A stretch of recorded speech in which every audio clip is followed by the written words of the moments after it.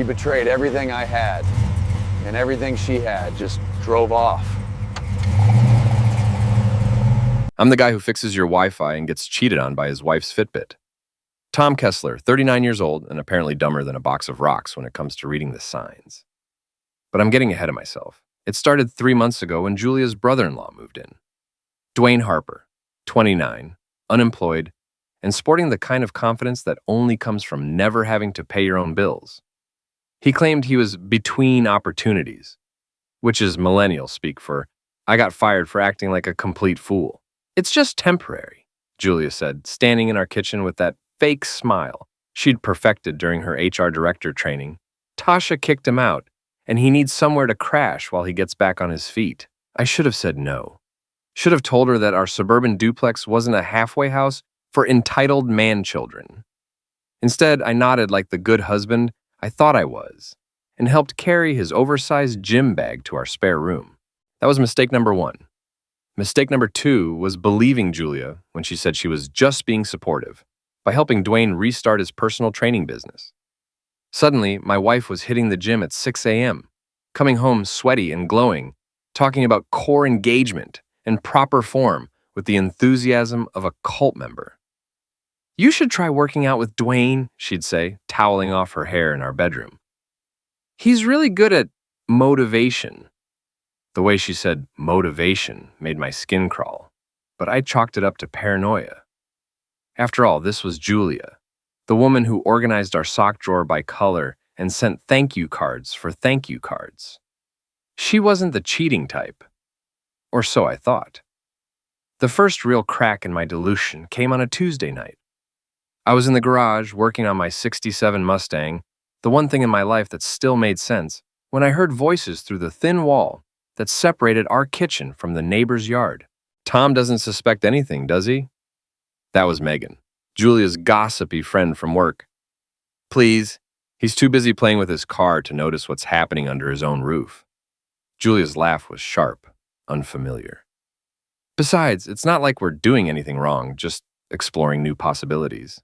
In the steam room at the gym, among other places. I dropped my wrench. It clattered against the concrete floor like a sharp crack, but they were too busy giggling to notice. Through the window, I watched my wife of 12 years high-five her friend like they were teenagers planning to toilet paper the principal's house. That night, I lay in bed staring at the ceiling while Julia slept peacefully beside me, her phone charging on the nightstand. The screen lit up every few minutes with notifications, Instagram, Facebook, and something called Fit Connect that I'd never heard of. When her breathing settled into the deep rhythm of sleep, I carefully picked up her phone. No password. Another sign of her confidence in my stupidity. The Fit Connect app opened to a stream of messages between Julia and D. Harper Fitness. The most recent exchange made my stomach turn. D. Harper Fitness. Can't wait for tomorrow's private session. Julia. Same here. Tom will be at work until 6, so we'll have plenty of time to work on my flexibility. D. Harper Fitness. I've got some new positions I want to try with you. Julia. I'm always open to new experiences. I set the phone down with shaking hands. Not jealous, just disappointed. Like when McDonald's runs out of fries, except the fries were my marriage, and McDonald's was my own house.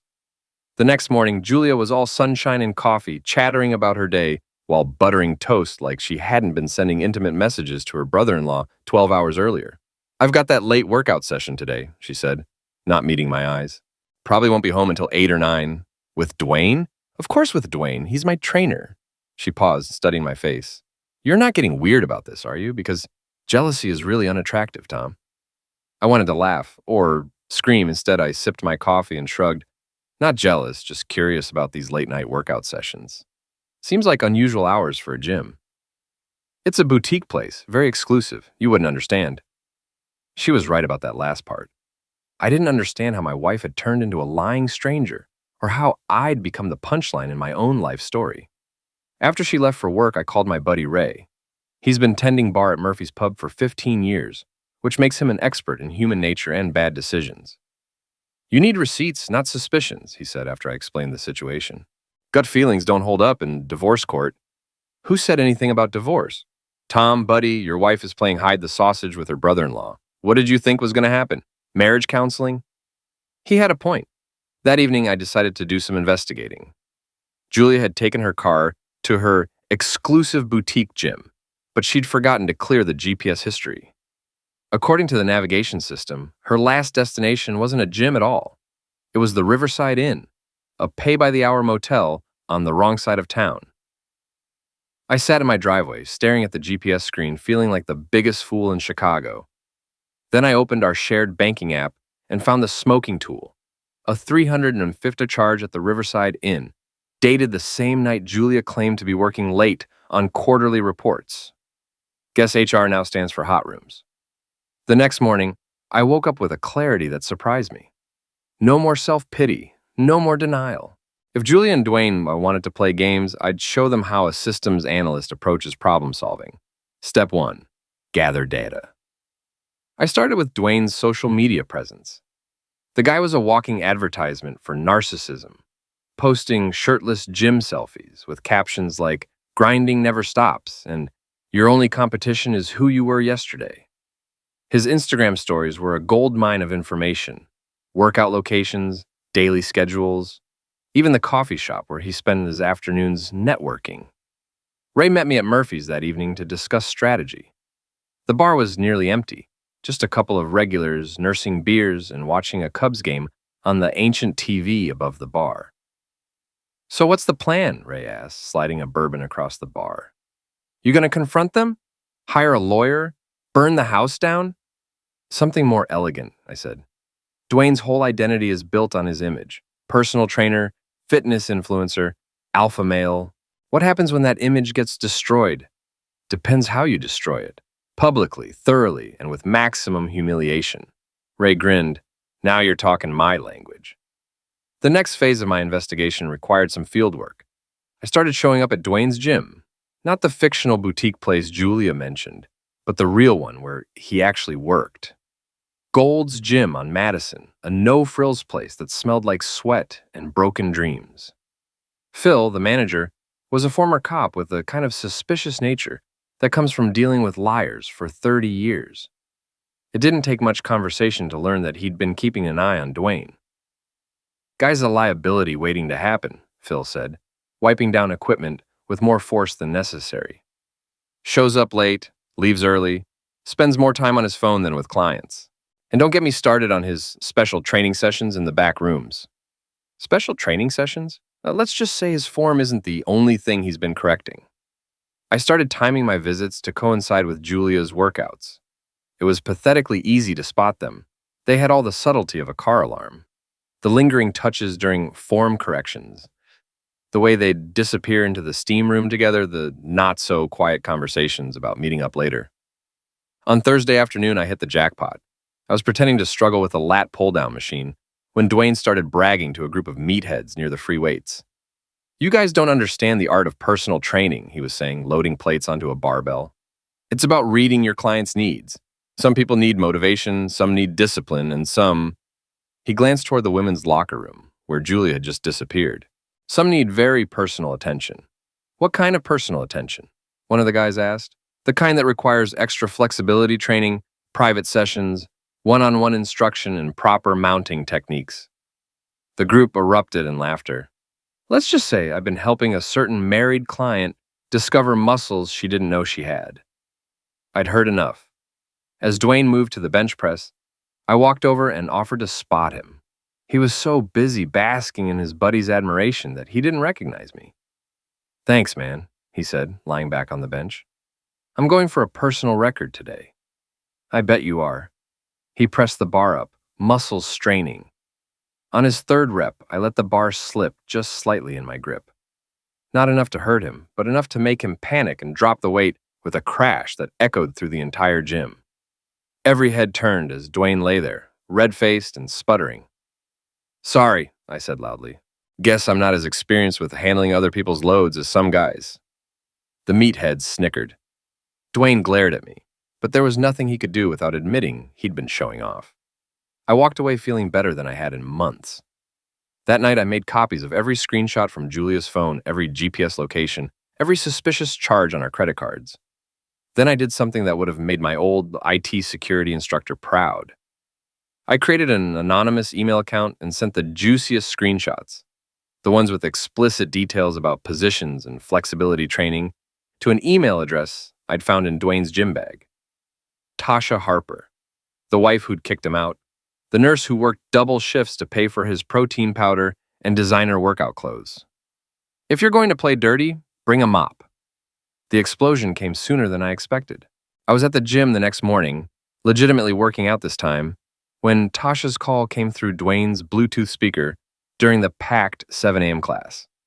Her voice boomed across the entire gym floor. "Dwayne Harper, care to explain these photos?" 30 people stopped mid-rep. The instructor froze with her arm raised in a warrior pose. Dwayne, who'd been demonstrating proper squat form to a group of housewives, went white as a protein shake. "Tasha, baby, I'm in class right now." "Oh, you're in class? Is that what you call screwing married women in steam rooms?" The housewives gasped. Someone's water bottle hit the floor. I continued my bicep curls, trying not to smile. "I can explain." "Explain this!" The sound of her phone buzzing came through the speaker. Quote, "Can't wait to work on your deep stretches tonight. I've got some new positions that'll make you sweat." End quote. "Ring any bells, you cheating piece of garbage?" Dwayne fumbled for his phone, but the damage was done. The entire gym had heard every word. He bolted from the class, leaving his gym bag behind, but Tasha wasn't finished. "And another thing," her voice followed him as he ran for the exit. "I found the motel receipts. The Riverside Inn? Seriously? I wouldn't take my dog to that play." The gym erupted in whispers and nervous laughter. Phil appeared from his office, shaking his head. "Well, that's one way to cancel a membership." I finished my workout and headed home, where Julia was getting ready for work. She seemed agitated, checking her phone every few seconds. "Everything okay?" I asked innocently. "Dwayne's having some personal issues. His wife is being completely unreasonable about some misunderstanding." "What kind of misunderstanding?" "The kind that's none of your business, Tom." She snapped her phone case shut and grabbed her purse. "I might be late tonight. I need to help him sort this out." "How supportive of you." She paused at the door, studying my face. "What's that supposed to mean?" "Nothing, just admiring your dedication to family." After she left, I got a text from Ray. "Turn on Channel 7. Your boy made the news." I flipped on the TV to find a reporter standing outside Gold's gym. The headline read, "Fitness Instructor's Affair Exposed in Viral Social Media Meltdown." Apparently, someone had recorded Tasha's speakerphone tirade and posted it on TikTok. The video had already gotten 50,000 views and counting. The comments were brutal. "This is why I don't trust personal trainers. The secondhand embarrassment is real. Plot twist. His wife is a savage." By noon, Dwayne's Instagram account had disappeared. His Facebook page was flooded with laughing emojis. Gold's Gym posted a statement distancing themselves from the actions of a former employee. Phil had fired him before lunch. I was admiring my handiwork when Julia came home early, slamming the front door hard enough to rattle the windows. "This is insane," she said, pacing around our living room like a caged animal. Tasha completely lost her mind. She's destroyed Dwayne's entire career over some innocent text messages. Innocent? They were taken out of context. Dwayne was just being motivational. Is that what we're calling it? She stopped pacing and stared at me. "What is your problem lately? You've been acting weird for weeks." I could have ended it right there. Could have laid out everything I knew and watched her scramble for excuses. Instead, I decided to let her dig the hole deeper. "No problem. Just wondering why you're so invested in your trainer's marriage troubles." "Because he's family, Tom. And family supports each other. Even when family makes mistakes." Dwayne didn't make a mistake. He's the victim here. Tasha's always been jealous of his success, his clients, his whole lifestyle. She's using this as an excuse to destroy him. The conviction in her voice was almost impressive. She actually believed her own lies, or at least she'd convinced herself she did. That evening, while Julia was at emergency damage control dinner with Megan, I paid a visit to Dwayne's house. Tasha had apparently thrown him out again because his Jeep was parked in the driveway and the lights were off. Ray met me there with supplies: industrial-strength glue, glitter, and a bag of dirty gym socks from Murphy's Lost and Found. "This feels juvenile," I said. squirting glue around the front door frame. The best revenge always does, Ray replied, stuffing socks into the Jeep's exhaust pipe. Besides, the guy's been acting like a teenager. Time he got treated like one. We worked quickly and quietly. Glue around the door and windows, glitter mixed with maple syrup under the windshield wipers, a protein powder container on the front step with cheater written in permanent marker. The pièce de resistance was Ray's idea, a sign in the front yard that read, "Congratulations on your viral fame," with a QR code that linked directly to the TikTok video. By morning, the video had hit 1 million views. Someone had turned it into a remix with auto-tuned vocals. A local radio station was playing clips during their morning comedy segment. And Dwayne was trapped in his own house, pounding on the glued-shut door while his neighbors filmed through their windows. I watched the chaos unfold from my car, parked a safe distance away. This wasn't a marriage anymore. It was a team sport, and Julia had just traded jerseys. Time to show her what happened to players who switched sides. Julia's workplace was a glass and steel monument to corporate mediocrity, the kind of building where dreams go to die in conference rooms. I'd been there exactly 3 times in 12 years of marriage, 2 Christmas parties and 1 bring your spouse to work day that Julia had reluctantly agreed to. But I knew the layout, and more importantly, I knew Julia's boss. Sandra Martinez was a no-nonsense woman who'd clawed her way up from receptionist to VP of Human Resources through sheer competence and an intolerance for workplace drama. She'd made it clear at both Christmas parties that she ran a tight ship and expected her employees to maintain professional standards, which made my next move almost too easy. I walked into the building at lunchtime, wearing my best suit and carrying a manila envelope marked "Lost and Found." The receptionist barely looked up as I approached her desk. "Hi, I think someone from HR dropped this in our parking garage," I said, placing the envelope on her desk. "Found it by the elevators. Looks important." She glanced at the envelope, which was addressed to HR department, confidential. Inside were printed copies of Julia and Dwayne's steamiest text exchanges, along with the motel receipts and a note. "Thought you should know what your employees are doing on company time. I'll make sure it gets to the right person," the receptionist said. I thanked her and left, knowing that the right person would be Sandra Martinez, and Sandra Martinez didn't tolerate employees who made the company look bad. 2 hours later, Julia called me, sobbing. "Tom, something terrible happened. Someone sent fake screenshots to my boss, completely fabricated messages between me and Dwayne. Sandra called me into her office and what? She's putting me on administrative leave, pending an investigation. She says I violated company policy about relationships with vendors." Vendors? Dwayne was technically contracted through our employee wellness program. Sandra says even if the messages are fake, the appearance of impropriety is enough to warrant disciplinary action. I made sympathetic noises while mentally calculating how much Julia's salary contributed to our household income. 60%. This was going to hurt her a lot more than it hurt me. "I'm sure it'll work out," I said. Truth has a way of coming to light. That evening, Julia was too distraught to go to her usual workout session. Instead, she sat on our couch, frantically texting and making phone calls. I caught fragments of conversation. Completely innocent relationship. When someone's trying to sabotage me, need to find out who did this. While she spiraled, I drove over to Dwayne's neighborhood. The glue had been cleaned off his door, but the damage to his reputation was permanent. A "For Rent" sign sat in his front yard, and his Jeep was nowhere to be seen. I found him at a 24-hour laundromat 3 blocks away, washing clothes and looking like he'd aged 10 years in a week. His Instagram-perfect hair was greasy, his designer workout clothes replaced with a stained t-shirt and sweatpants. He looked up when I walked in, and recognition dawned slowly. "You," he said. "You're Julia's husband." "Tom Kessler. We haven't been properly introduced." He stood up, trying to reclaim some of his lost swagger. "Look, man, whatever Julia told you..." She didn't tell me anything. She didn't have to. I pulled out my phone and showed him a screenshot of his own Instagram story from the previous week.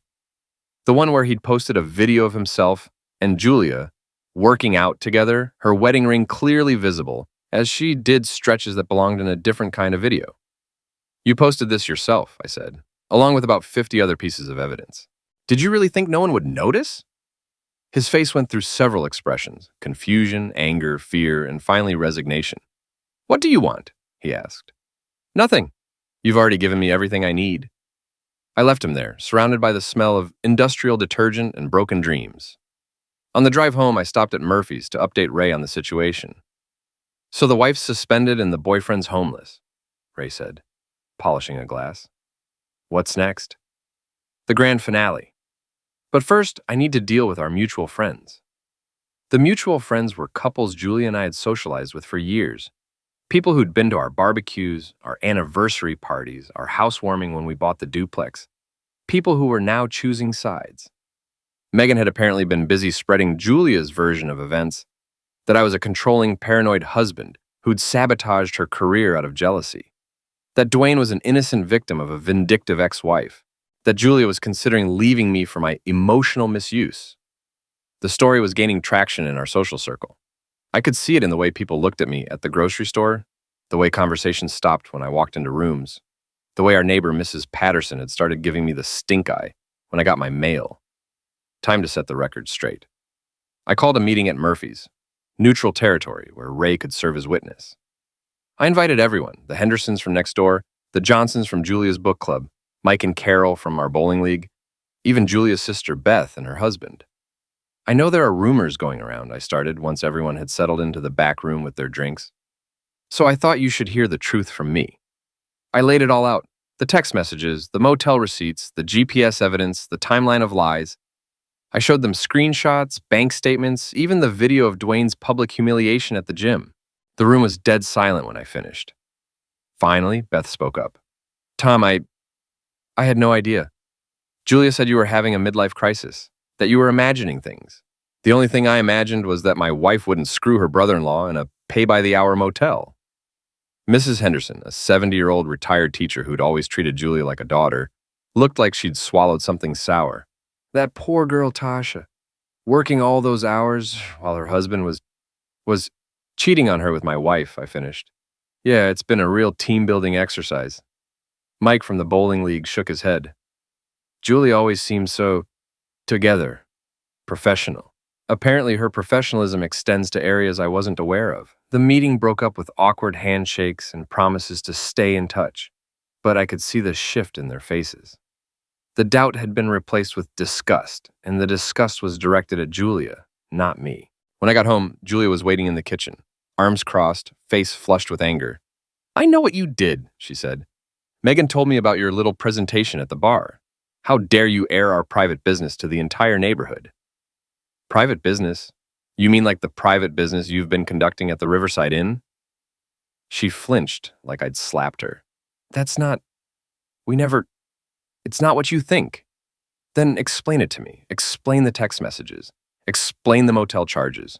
Explain why your workout sessions always happen when I'm not home." For a moment, I thought that she might actually tell the truth. Her mouth opened, closed, opened again. Then her face hardened. "I don't owe you any explanations. You can't trust your own wife. That says more about you than it does about me." "You're right," I said. "It says I married someone I didn't really know." She stormed out, slamming the bedroom door behind her. I heard her on the phone a few minutes later, voice muffled but clearly agitated, probably calling Dwayne or Megan or whoever was still willing to listen to her version of reality. It didn't matter. Tomorrow was Saturday, and I had one final surprise planned.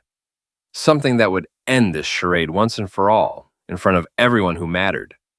The last laugh was going to be mine. Saturday morning arrived with the kind of crisp autumn air that makes everything seem possible.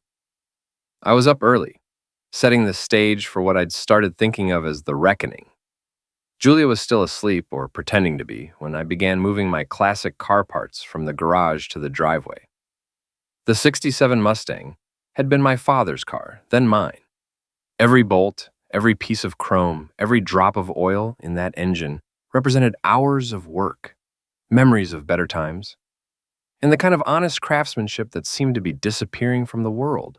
It also represented the one thing Julia had always resented about me: my refusal to sell it and use the money for practical home improvements. By 10 a.m., I had everything arranged: the car in the center of the driveway, tools spread out on a tarp, and a Bluetooth speaker playing classic rock just loud enough to attract attention. Mrs. Patterson was already peeking through her curtains, and I could see the Henderson kids watching from their front yard.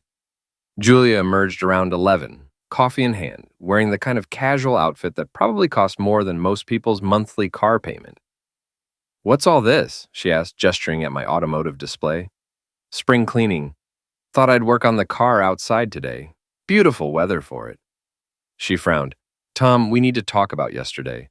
About the things you said to our friends." "What about them?" "You made me look like some kind of cheating wife." Her jaw tightened. "I never cheated on you. Whatever you think you saw, whatever twisted narrative you've created in your head, you're wrong." I straightened up from the engine compartment, wiping my hands on a rag.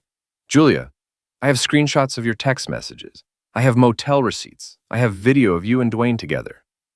"What exactly am I wrong about?" "The context, the interpretation. Dwayne was helping me plan a surprise for you. A fitness program, a way to get you more active. The messages were taken out of context, and the motel—" She paused, scrambling for an explanation. "We were scouting locations for a company retreat." Even for Julia, this was impressively creative fiction. A company retreat at a pay-by-the-hour motel? It was research. We were looking at all kinds of venues. I had to admire her commitment to the lie. Even with her career in ruins, her lover homeless, and her social circle turning against her, she was still doubling down. "Okay," I said. "Let's say I believe you. Let's say everything has an innocent explanation. What about this?" I pulled out my phone and played a video I'd recorded the previous week. Dwayne's voice came through the speaker, clear as day. "Let's just say I've been helping a certain married client discover muscles she didn't know she had." Julia went pale. "Where did you get that?" "Gold's Gym. He was bragging to his buddies about his special training sessions with married women." Very motivational. For the first time since this whole mess started, Julia looked genuinely shaken. The confident mask slipped, revealing something desperate underneath. "Tom, please, we can work this out. Marriage counseling, therapy, whatever you want. But don't throw away 12 years over a mistake." "A mistake? Julia, you've been screwing your brother-in-law for months. You lied to me, to your boss, to our friends. You destroyed another woman's marriage and ruined your own career. That's not a mistake, that's a pattern." Neighbors were starting to emerge from their houses, drawn by the raised voices. Mrs. Patterson had abandoned all pretense and was openly watching from her front porch. The Hendersons were in their driveway, pretending to check their mail while obviously listening. Perfect. An audience for the finale. "You want to know the really sad part?" I continued, my voice carrying across the quiet suburban street. "You could have just asked for a divorce. Could have been honest about being unhappy, about wanting something different. Instead, you chose to humiliate both of us. I never meant for it to go this far, but it did go this far. And now everyone knows. Your boss knows. Your coworkers know. Our friends know. The entire internet knows. Thanks to Dwayne's viral meltdown." Julia looked around, suddenly aware of our growing audience. "Can we please discuss this inside?" "Why? Embarrassed? Worried about what the neighbors might think?" Before she could answer, a familiar Jeep turned onto our street. Dwayne, apparently deciding that discretion was no longer necessary, pulled into our driveway behind my Mustang. He got out of the car looking like a man with nothing left to lose. His designer workout clothes were wrinkled, his perfect hair disheveled, his usual cocky swagger replaced with desperate determination. "Julia, baby, we need to talk," he called out, completely ignoring me and the growing crowd of neighbors. "Dwayne, not here," Julia hissed. "Not now. When then? You won't answer my calls? Tasha's filed for divorce, and I'm living in my car. We need to figure this out." I stepped back and crossed my arms, enjoying the show. This was better than anything I could have planned. "There's nothing to figure out," Julia said, her voice shrill with panic. "We talked about this. It's over." "Over?" Dwayne's voice cracked. "After everything we've been through? After all the plans we made?" The neighbors were no longer pretending not to watch. Mrs. Patterson had actually brought out a lawn chair. The Henderson kids were recording on their phones. "What plans?" I asked conversationally. Dwayne turned to me, and for a moment I thought he might actually throw a punch. Instead, he laughed. A bitter, broken sound. "You really don't know, do you? She was going to leave you. We were going to start over together, maybe move to California, open a fitness studio. She said you were boring, that you cared more about this piece of junk car than you did about her. Julia made a strangled noise. Dwayne, shut up. Why? What's the point of protecting him now? He already knows about us. Everyone knows about us. He gestured wildly at the assembled neighbors. Might as well tell the whole truth. The truth, I said? By all means, let's hear it. Dwayne was on a roll now, months of frustration and humiliation pouring out in a toxic stream. She said you were a loser, said you'd probably never even notice she was gone because you spent all your time in the garage, said the only reason she married you was because you were safe and predictable. Each word hit like a physical blow, but I kept my expression neutral. Around us, the crowd was growing. Even the mailman had stopped to watch. That's enough, Julia said, but her voice lacked conviction. No, it's not enough, Dwayne continued. I lost everything for you, my wife, my job, my reputation, and now you want to pretend it never happened? I never asked you to. You asked me to leave Tasha. You said we had a future together. I said a lot of things, Julia exploded. But that was before you got us caught. Before you ruined everything with your stupid bragging and your public meltdowns. The street fell silent, except for the distant sound of someone's lawnmower. Julia seemed to realize what she'd just admitted, her hand flying to her mouth. I looked around at our neighbors, people who'd known us for years, who'd attended our barbecues and borrowed our tools and helped us move furniture. Their faces showed a mixture of shock, disgust, and something that might have been pity. For me, not for Julia. Well, I said finally, I guess that settles the question of whether this was all a misunderstanding. Julia started crying, big, dramatic sobs that might have worked on me 6 months ago. Now they just sounded like noise. Tom, please, I'm sorry, I made a terrible mistake, but we can fix this. We can't fix anything, Julia. You broke the rules, you broke the trust, and now you're broke. I gestured toward the house. I've already talked to a lawyer. The divorce papers will be filed Monday morning. You've got 2 weeks to find somewhere else to live. You can't do this. It's my house, too. Actually, it's not. The deed is in my name, remember? You insisted on that for tax purposes. I smiled for the first time in months. Funny how these practical decisions come back to bite you. Dwayne stepped forward. You can't just throw her out. She's got rights. She's got the right to find her own place. Preferably with you, since you two have so many plans together. The crowd was starting to disperse, the show clearly over. Mrs. Patterson folded up her lawn chair with obvious disappointment. The Henderson kids were already uploading their videos to social media. Julia made one last desperate play. What about our friends, our family? Everyone's going to know the truth. That's the thing about being underestimated, Julia. People never see the knockout punch coming. I turned back to my car, dismissing them both. Behind me, I heard Julia's sobs turn to angry muttering, then the sound of car doors slamming and engines starting. When I looked up from the engine compartment, they were gone. The street was quiet again, back to its normal Saturday afternoon peace. Ray showed up an hour later with a 6-pack of beer and a grin that could have lit up Wrigley Field. So, he said, popping open a bottle. How's it feel to get the last laugh? I looked at my house, really my house now, then at my car, then at the street where I'd just publicly ended my marriage in front of half the neighborhood. Like I finally fixed something that was broken beyond repair. That's the thing about being underestimated. You always get the last laugh.